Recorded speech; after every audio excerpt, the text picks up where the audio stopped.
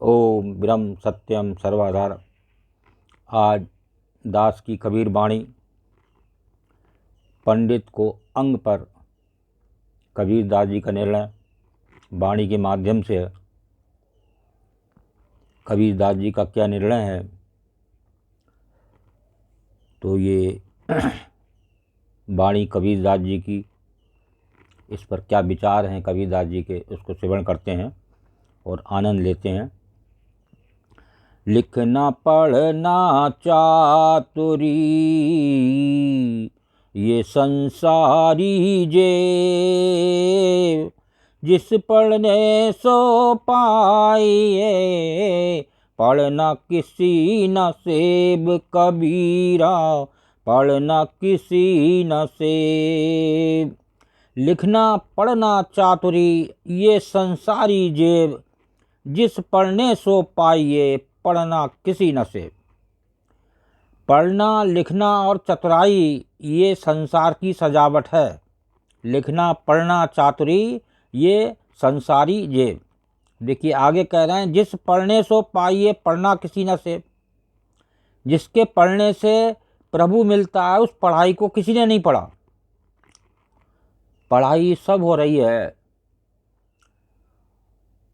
सब तरह के कंपटीशन की तैयारी हो रही है, लेकिन उस प्रभु की तैयारी समय मिल गया तो हाथ जोड़ लिए, ये है तैयारी। दूसरी वाणी में कबीर दास जी का निर्णय, चारि वेद पढ़बो कर हरि से नाही हेत, माल कबीरा ले गया पंडित ढूंढे खेत कबीरा, पंडित ढूंढे खेत। चार वेद पढ़वो करे हर से नाही हेत, माल कबीरा ले गया पंडित ढूंढे खेत। देखिए ब्राह्मण चारों वेदों को पढ़ता है, चार वेद पढ़वो करे और हरि से नाही हेत, पर वेदों का मूल तत्व है प्रभु से प्रेम करना, वो नहीं करता वो। ये कबीर दास जी का निर्णय। और आगे, माल कबीरा ले गया पंडित ढूंढे खेत। तो प्रभु के प्रेमी भक्तों ने सारा मूल तत्व को ले लिया। जो प्रभु के प्रेमी हैं उन्होंने जो मूल तत्व था, जो उसका फायदा था भक्तों ने, वो प्रभु का लिया, अर्थात उन्होंने प्रभु के भेद को पा लिया। लेकिन ब्राह्मण के लिए बताया है कि चारों वेदों को तो पढ़ता है वो, वेदों का जो मूल तत्व है प्रभु से प्रेम करना, वहाँ तक उसकी पहुँच नहीं है। देखिए ये है प्रभु की माया। आगे तीसरी वाणी को श्रवण करते हैं। पढ़ी गुनी पाठक भये, पढ़ी गुनी पाठक भये समझाया संसार, आपन तो समझे नहीं बिरथा गया अवतार कबीरा, बिरथा गया अवतार। पढ़ी गुनी पाठक भये समझाया संसार, आपन तो समझे नहीं बिरथा गया अवतार। तो देखिए इसमें बता रहे हैं, पढ़ी गुनी पाठक भय, पढ़ लिख कर ज्ञानी बन गए और जगत को समझाने लग गए, समझाया संसार। और आपन तो समझे नहीं बिरथा गया अवतार, पर अपने आप को समझे बिना ये मनुष्य जन्म यूं ही गंवा दिया। ये संसार को समझाते समझाते संसार से ये विदा हो गया, लेकिन मानुष जन्म जो अनमोल था वो उसने यूं ही गंवा दिया। वो संसार को समझाते समझाते ही इस संसार से विदा हो गया, उस आत्म तत्व, उस प्रभु का भेद को नहीं पाया। तो देखिए आगे लास्ट वाणी क्या निर्णय दे रही है पंडित को अंग पर।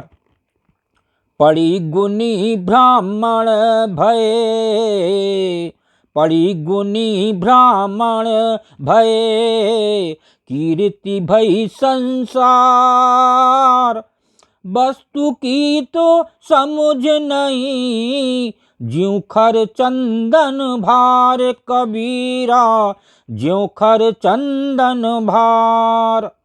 पड़ी गुनी ब्राह्मण भय, कीर्ति भई संसार, वस्तु की तो समझ नहीं, ज्यों खर चंदन भार।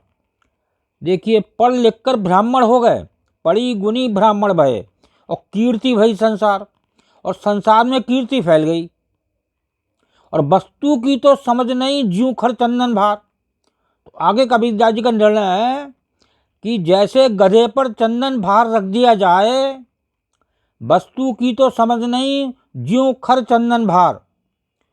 जैसे गधे पर चंदन भार रख दिया जाए, गधा चंदन का गुण नहीं जानता, केवल भार अनुभव करता है। देखिए कितना सुंदर इस कबीरदास जी का निर्णय कि उस गधे के ऊपर चंदन का भार रख दिया जाए तो वो चंदन के गुण को नहीं जानेगा, और वो उसका भार अनुभव करेगा कि मेरे ऊपर कुछ वजन रखा हुआ है।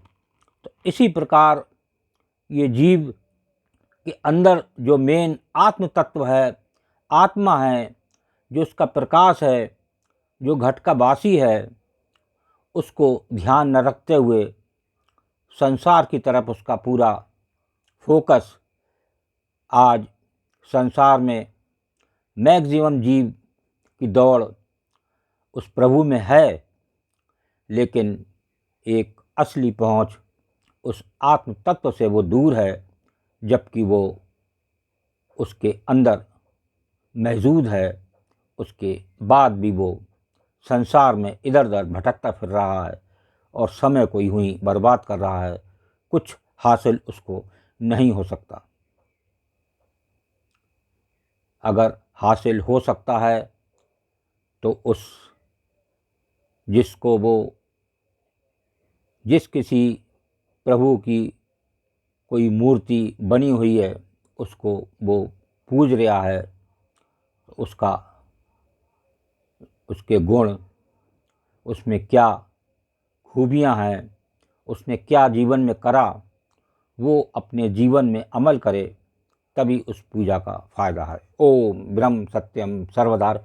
दास कागरी चैनल अच्छा लगा हो तो सब्सक्राइब करें, बेल प्रेस करें, लाइक करें, शेयर करें, ताकि आगे आने वाला वीडियो सर्वप्रथम यूट्यूब में मिले। ब्रह्म सत्यम सर्वधार।